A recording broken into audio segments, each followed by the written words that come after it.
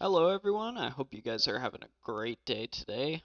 Someone in the comments asked what techniques I was using differently for the previous two aircraft, and I thought I would show you guys the basics that I've been working with, mostly subdivision and the mirror properties. So I hope you guys learned something from this, and let's get started. So we'll start with the cube. Go into forward view. We're going to start off by adding our arrows because I like working with those. We're going to control R over this. We're going to create a up and down line. If it'll let me, there we go. Then we're going to delete half. Vertices, sorry. Then we are going to add the mirror modifier. There we go. So what I've been using is Subdivision. It's been polishing the models, making them look a lot nicer. The reason I didn't use it before is I would try to apply it afterwards, and of course that didn't work because my geometry, it didn't flow together, so Subdivision would not work. But I've been using Subdivision at the beginning and working with it and hiding it, and then like hiding it like this, and then reapplying it and kind of messing around with that stuff. See if I can move all these out of the way here.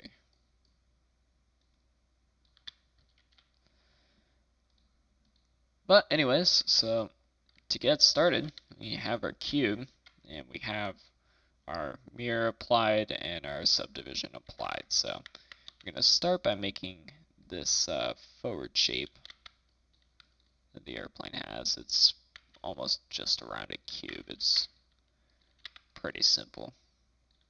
So we'll just be adding loop cuts, which is done by Control R, as we did in the beginning, and just dragging the points so we get that shape. Of course, this is not the look we're going for. This is more of like a ball. So if you highlight half of it and you extrude it, you can see where it extruded, it meets all the points pretty much. So if, let's say, this was the end of our plane, let's just shrink that down. We don't want this triangle here. So we can add a control loop, and we can drag it either very close or all the way, and we can add multiple cuts right here to kind of change the shape. Something to be aware of when using the mirror modifier is if you extrude, let's see, I'm just going to delete these. If you extrude, you get this face in the center here. So to demonstrate that, we'll delete this face so it is not there. Let's say you want to extrude back like this. Let's go right there.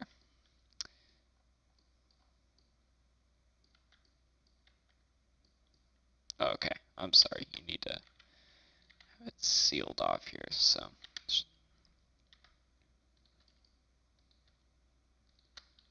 let's patch this up so we have our ball again. Say you want to extrude this.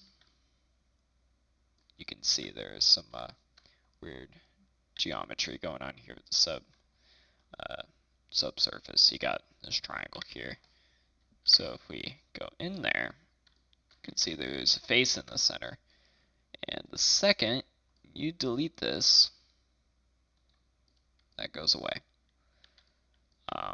Right here, it didn't seem like much of a big deal, but when you get into complex shapes, cowlings especially, you can have problems with that. So anyways, we got our forward shape here. Let's just get started. So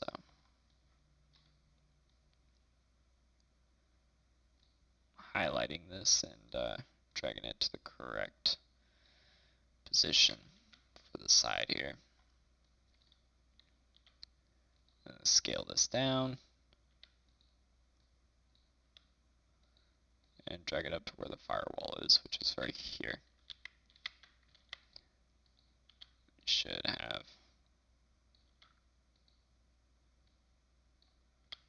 another point here. And starts coming back right around here-ish. So we're just going to shrink it down. This picture here gives us some lines here that we can just set up on. Makes it a little bit easier.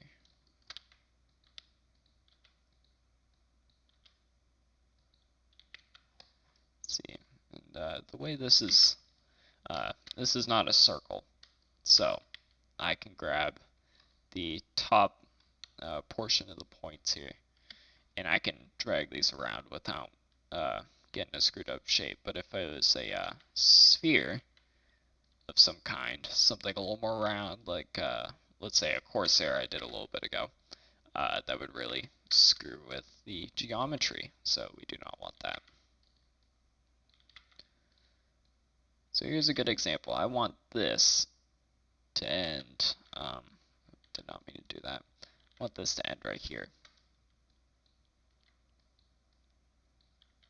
So let me just get this in the position that I want it in.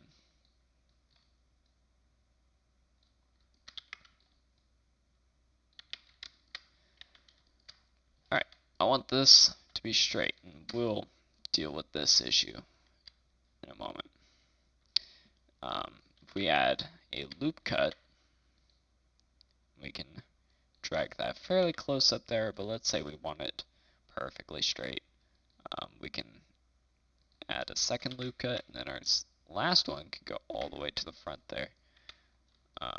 If you're not satisfied with that, you can also highlight this and press I, and that will also flatten that out more, but in this situation, I don't want to do that. So, to fix our problem that we have here,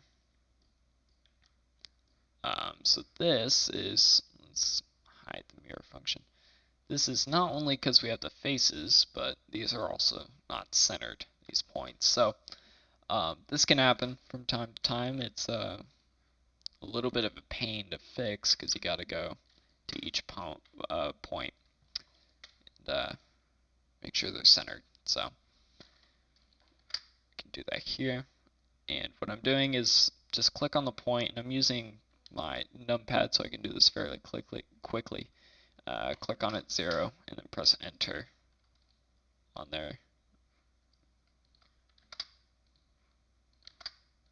And even if it's 0, it's just easier to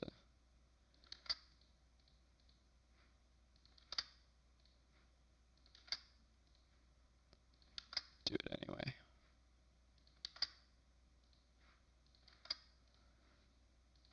So what I did here is when I scaled it down, I didn't just do it on the z-axis, I did it on all three, including the x-axis. So that's why it dragged everything over.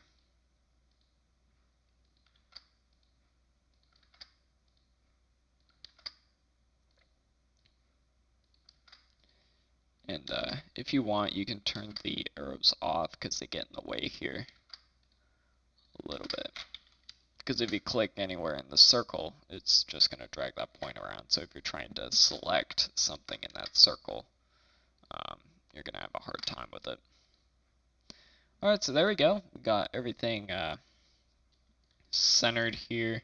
We can unhide our mirror property. And this, it's like a monitor here. This is basically what you see, and then you got your camera as well. Which is basically when you render. It's what the camera sees. So I'm going to go under Object up here, and I'm going to use Shade Smooth. As you can see, that doesn't look too bad. Got a little problem over here. So I'm going to hide that. And I'm also going to hide that as well. Press 7, make sure that's straight.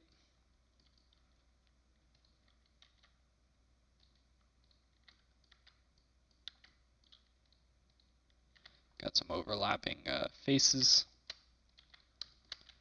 So we can just delete all those, reapply everything again.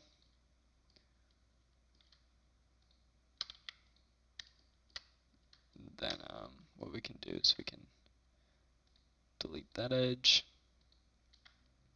delete that edge. Alright, so we got rid of, oh, I thought I got rid of all the duplicates.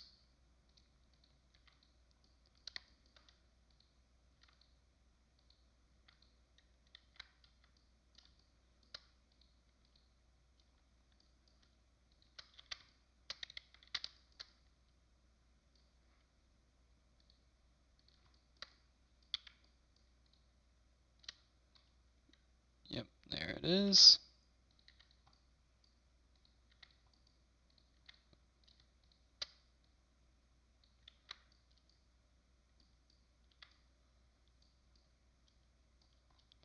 Okay, another way you could do this is just delete this back half.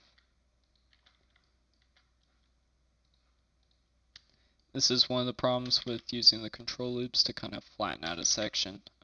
It's probably better to click on that face and then just press I to kind of drag it in. But when you have the mirror function, that does it on both sides, and it can get a little wacky, so be careful of that.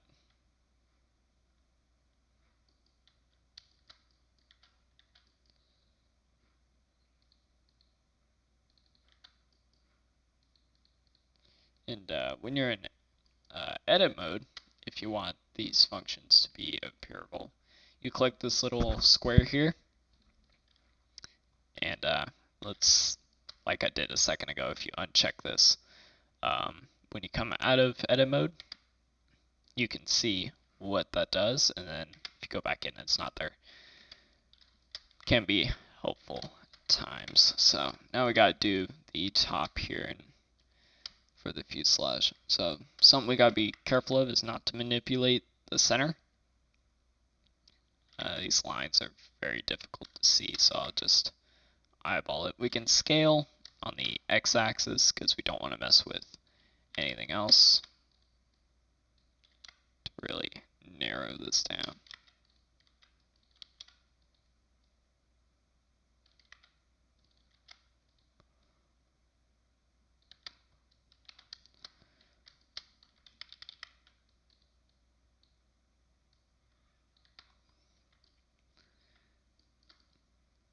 There we are. It looks a lot cleaner than if we didn't have these applied, like I can demonstrate. You go from this to this, and then we can add another control loop up here. Select this.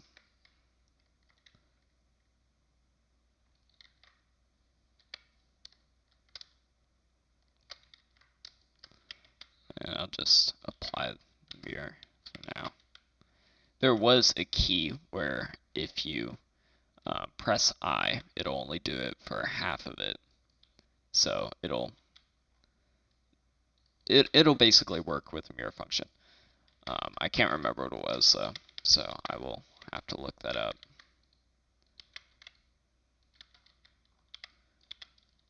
There we are. There's your fuselage. The other things I've been doing differently is for the tail, I've been actually bringing that right off of the fuselage. So quick example, I would change the geometry on the top here and make it a little better, but I would be extruding it right off of there and then bringing it up, for example, like that. Because if you look at this, this is definitely not exactly what I'd be doing, but because you got subdivision on there, it really kind of blends in. And then if I add a loop here, let's say right here, it starts to look more part of the airplane than, let's say, if I took a cube and stuck it in like that. It's a pretty big difference here. So anyways, those are the things I've been doing differently for the techniques anyway. Cowling, I've on the last one, the tiger moth, I made all the different pieces separate. So for this aircraft, you have the front, you got the top cowling, and then you got the bottom there. Those would all be separate. All the control surfaces have been separate. And yep, that's pretty much what I've been doing. So hope you learned something here. Thank you for all the comments and everything, and I'll see you guys in the next video.